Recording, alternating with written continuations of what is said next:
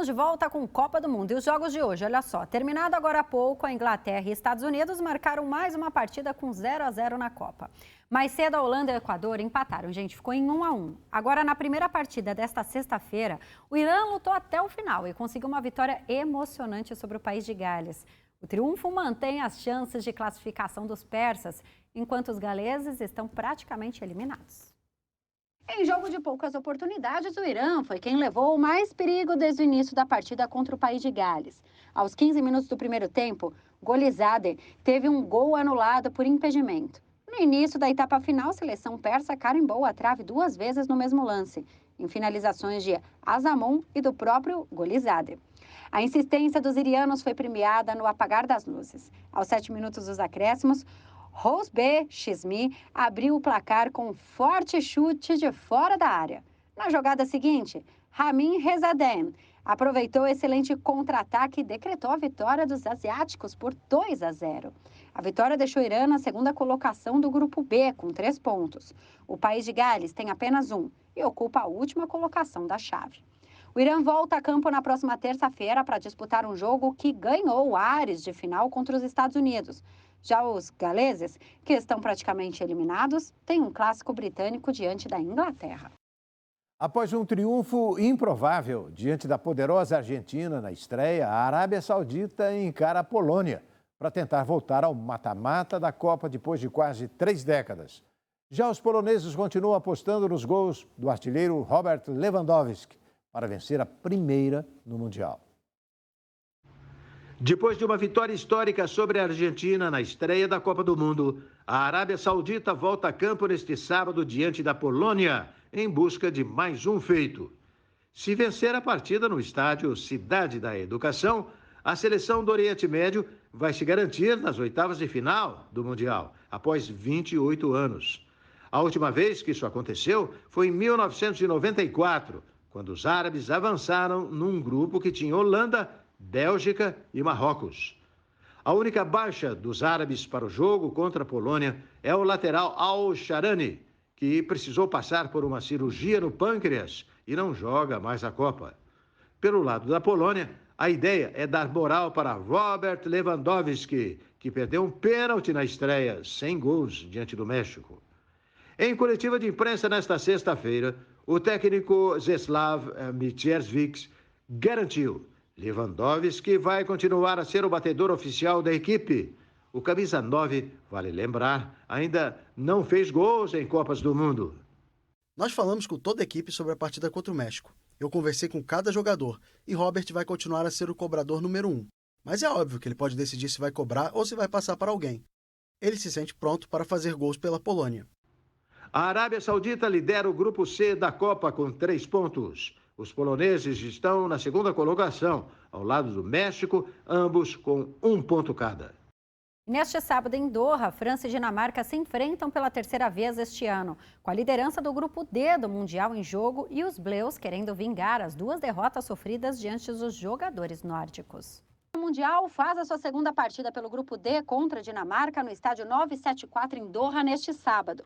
Os franceses brigam pela vitória, mas também querem a revanche. Os Bleus perderam os 2 confrontos que travaram com os dinamarqueses este ano. Posso garantir a vocês, e já disse isso antes, a Dinamarca é uma seleção subestimada quanto ao seu real valor. Já disse isso várias vezes em um espaço de 4 meses, já que jogamos contra eles entre junho e setembro e eles nos causaram muitos problemas. Temos que reverter esse quadro amanhã, sem falar em vingança. Neste sábado, a França entra em campo com vantagem de até ter somado os 3 pontos primeiros. O país deixou uma boa impressão ao vencer na estreia a Austrália por 4-1. Os dinamarqueses não passaram de um empate decepcionante sem gols diante da Tunísia. Uma vitória já classificaria o time comandado por Didier Deschamps para as oitavas de final, antes mesmo de enfrentar a Tunísia no dia 30 de novembro. Agora, se conseguir marcar um gol contra a equipe nórdica, Olivier Giroud se tornará o maior artilheiro da história dos Bleus, depois de igualar os 50 gols de Thierry Henry. As 2 seleções perderam 2 nomes importantes em seus esquemas na primeira rodada. Do lado francês, o lateral esquerdo, Lucas Hernandez, que teve uma séria lesão no joelho contra a Austrália e precisou passar por uma cirurgia. Na Dinamarca, a baixa ficou por conta de Thomas Delaney, também com problemas no joelho. Membros de comunidades indígenas do México usam a língua materna para narrar a trajetória da seleção na Copa do Mundo do Catar. Uma iniciativa que as comunidades defendem como inclusão cultural, num país onde 1,5 milhão de pessoas falam náhuatl e espanhol. No México, as partidas da seleção também passam a ser narradas em línguas indígenas. O confronto contra a Polônia contou com transmissões em maia, nahu, zapoteca, mixte, xatino e mixtec. Normalmente, um jogo da seleção mexicana é ouvido e visto apenas na televisão, mas não inclui as comunidades do México. A iniciativa da narração me enche de grande entusiasmo e orgulho. De acordo com dados oficiais, 1,5 milhão de mexicanos falam nahu e espanhol. Pelo menos 6% da população se comunica em outra língua indígena. Pode narrar em nossa língua materna, no meu caso, nauali, e também ver as outras línguas presentes. É muito importante, como o nosso futebol. O México realmente é um país muito apaixonado por esse esporte e aqui estamos. Foi uma ótima experiência. A iniciativa de narrar as partidas do México nesses idiomas partiu de um dos patrocinadores do FIFA Fan Festival, instalado na Plaza Revolution, onde milhares de torcedores assistiram à estreia da seleção na capital. Mas a proposta começou nas eliminatórias da Copa do Mundo, quando Adolf Haas e outras pessoas narraram pela primeira vez uma partida entre o México e os Estados Unidos em línguas antigas no estádio Azteca. A inclusão está vencendo. Isso para mim é um exemplo claro de inclusão, porque a gente sai da nossa comunidade, o que é muito difícil de se fazer, e participamos de uma Copa do Mundo para narrar e contar para as pessoas a sensação de vivenciar uma partida da seleção mexicana.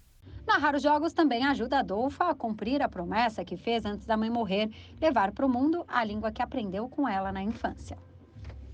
Iates de luxo no Porto de Dubai são uma das opções 5 estrelas oferecidas pelos vizinhos Emirados Árabes para os torcedores mais abastados na Copa do Mundo.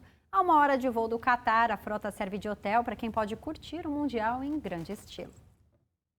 Acomodações de luxo para a Copa do Mundo. Os torcedores com os bolsos mais recheados podem fazer reservas em iates no Porto de Dubai, cidade dos Emirados Árabes Unidos, a 1 hora de voo do Catar. As empresas do país vizinho trabalham para capitalizar o fluxo de torcedores que buscam mais opções de hotelaria e acesso mais fácil a bebidas alcoólicas. Os clientes afortunados que não possuem ingressos para os jogos vão assistir às partidas em telões gigantes nos decks dos iates, que podem ter capacidade para até 125 pessoas. Há muita expectativa para a Copa do Mundo no Catar este ano, mas as reservas são mais frequentes em relação às semifinais e à final. Temos reservas para jogos específicos também no início do torneio, mas as partidas mais esperadas são definitivamente a final e as semifinais. A empresa também tem uma opção para quem deseja navegar até o Catar durante a Copa do Mundo, embora o preço possa ser um pouco exorbitante até para os mais ricos. Vai ser uma viagem de 6 dias. Levamos 1 dia e meio para chegar ao Catar e depois ficamos ancorados lá por 2 dias. Depois, mais 1 dia e meio ou 2 dias para voltar. Este será o caminho completo. Os hóspedes vão poder curtir o jogo no Catar. Toda a experiência custa cerca de $100 mil. A cidade de Dubai também se prepara para receber torcedores em parques e praias, enquanto os hotéis oferecem pacotes especiais. O acesso geral a uma zona de torcedores no Porto de Dubai, equipada com telas gigantes, custa $21. Mas é preciso desembolsar mais de $920 por uma mesa de 8 pessoas, enquanto uma suíte premium para 15 é vendida por mais de $3.600 com open bar incluído. A companhia aérea de baixo custo Fly Dubai vai operar pelo menos 30 voos de ida e volta por dia com destino a Doha, para quem vai à Copa do Mundo. Não tem problema não, né, irmã? A gente pode ver o resto dos jogos da Copa lá nesse iate. Pois é. Tá, aqui fica o nosso recado. O pessoal que eu conheço vai para Cesário Lange. Cesário Lange, aqui do lado. A gente aproveita. De repente, na próxima Copa, Cesário Lange pode sediar, né? Quem sabe? O Notícias de hoje fica por aqui. Agora a gente só volta segunda-feira. Até lá, bom fim de semana e sucesso na Copa.